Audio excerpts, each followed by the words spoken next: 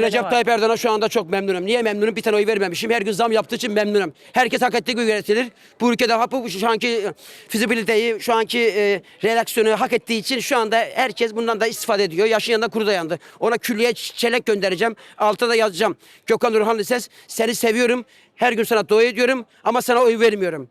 Yaşın yanında ben de yandım. Sıkıntı yok. Benden bu kadar. Benden sevgi değil.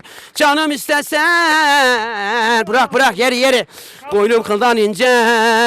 Adana'ya gidek mi? Kebabından yiyek mi? Şalgamından içek mi? İçek kardeş kalk gidek. Gidek kalk gidek. Adana'ya kalk gidek. Adana ne çok güzel. Kebabından yiyek. Diyarbakır güzel bağlar. Kanıme bunun üstüne bu gider. Kanıme lor ki. Bunun zamır üzerine bu gider. İyi gider. Acılı. Sular buz gibi çağlar. Derale.